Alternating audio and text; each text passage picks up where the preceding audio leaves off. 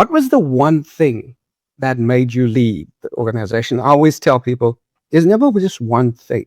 Yeah. You know, it's a series of alarm bells that go off that you put in the back of your mind, but it's always there. And then it reaches a point where, you know, all this being suppressed and it just overflows. So you think that was one of your, do you think that was one of your alarm bells that went off for you? I believe so, Robin. That was probably the first crack in the veneer. But even before that, my mother, who was adamantly opposed to it, often called it a cult. And that never left me. It was something that I registered and kept filed away. And then when I started the school, Cal Prep, the owner of the school, who was a lovely entrepreneur and a big influence on me, and I spent a lot of time with her, she often called it a cult. So that sort of was there in the back of my mind at all times. Am I in a cult? And I dismissed it. And I went to the elders with questions, and I was able to explain that away, but it was always there. Yeah, for sure.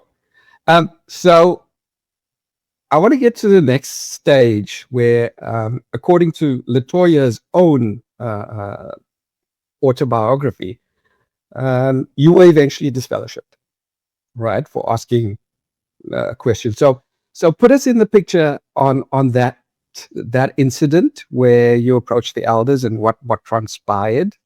What was what were your questions and what the outcome was?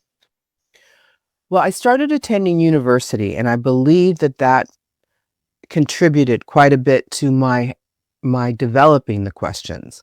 And Jehovah's Witnesses, as you know, are not encouraged to go to higher education. And because I was so young, I didn't have a choice. I graduated high school when I was 15. I turned 16 that summer. So I started attending university, and it was at university that I learned about this subject called religious studies. And I thought, well, that's interesting. And I went to the library and sat on a stool reading books from the shelves of the religious studies section. And that filled me with questions. And I really got a sense of the history of religion and how Jehovah's Witnesses was just one perspective. And I don't know why that never really struck me before, but sitting in this massive library on the 4th floor, I realized that I had been in a very small world of religion. So my questions were very much about, there was this idea that the end of the world, Armageddon, would not occur until everyone had been witnessed to. And I found that concept very difficult to believe because there were cultures that had never even been reached by civilization in the Amazon. And I realized that was an impossible feat to witness to everybody. And somebody who was maybe raised a Muslim or a Buddhist would have no sense of understanding a Christian religion. So when I realized how vast religions were in the world, many questions started to arise. But Robin, this also was post 1975. And I think many Jehovah's Witnesses now don't realize that in the 1970s, the literature pointed to 1975 as the date of Armageddon. And so when 1975 came and went, the doctrine changed with that. And that was very disconcerting for me, especially as someone who really loved books and history and researching. That seemed wrong, that they could just change the facts. Right.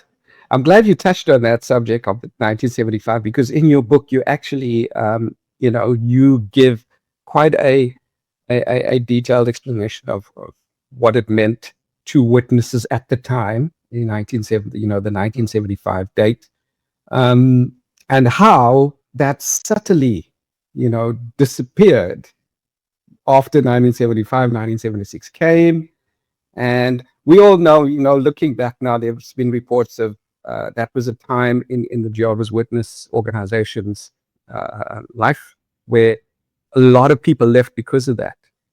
There was a massive exodus Yes. because of that date. Yeah, as you say, a lot of people don't know that about the organization. 1975 was such a pivotal year, you know, for many Jehovah's Witnesses and for people who actually left the organization. Because a lot of people have given up their life savings. They sold their cars, their houses. You were in that era where this was done. So, yeah. So you eventually had these questions, and you approached. So did you approach the elders with these I did. questions?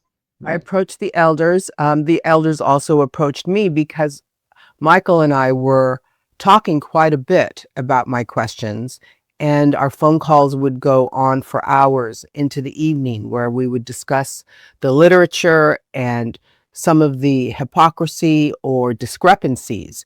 And then Michael was bringing these questions also to elders. So I was causing quite a problem, and the ripple was going further than I was really aware of. Yeah, yeah. And it's interesting because well, basically the question, we all know that asking questions in Jehovah's Witness organization is a big no-no. Everything that the governing body says is law. And you get labeled an apostate, for asking questions, and you're not spiritual enough, blah, blah, blah. But you eventually got disfellowshipped, and was it Reeby's husband that made the announcement? It was. At the Yeah. Yes. Nathaniel Brown, I think it was. Yeah. Mm-hmm. Yeah. Yeah. So, and then, because I was correlating that to what Latoya mentioned in her autobiography, and it all just came together. She mentions that part of the journey as well in her book. And then when I read yours, it just all made sense. Okay, this is how it happened. So you lost Michael and Latoya and the congregation overnight, of course. We all know that. But I think in your book you write that there was a time when a few weeks later that you got a call from Latoya. And so tell us about that, because you thought you were going to be cut off. Well, I didn't know I was going to get disfellowshipped. I knew that I was deemed apostate, and I chose to separate myself from the religion. And I wrote a letter to the governing body, and I asked them to remove my publisher's card, which is the little card that says no blood transfusions, right, and that you're a baptized Jehovah's Witness. And I have an image of that in the book. But when I wrote that letter, I thought, and I said in my letter, I have done nothing. I've done nothing that I haven't broken any of the rules. In other words, usually teenagers are disfellowshipped for sexual misconduct or something like that. But I hadn't done anything. So I wrote a letter pretty much asking them not to disfellowship me. But because I removed myself and I was no longer going to the Kingdom Hall, I didn't know that I had been disfellowshipped. It was when another Jehovah's Witness, also one of my Bible studies and someone from our school, came into my work. I was working at a restaurant and was asking questions to people that worked there. If I smoked, if I was dating boys, lots of questions about my behavior. And so I called her and I said, why are you coming into my work and asking questions about me? Just ask me. And she said, I don't have to talk to you. You're disfellowshipped. And that is when I learned, is from that phone call. Wow. So you were totally blindsided by this. You had no idea this has happened. I was trying to avoid that, because to have your name announced from the podium for conduct unbecoming a Christian is pretty much is a reputation suicide. And I did not want to leave that way. I wanted to leave with my dignity.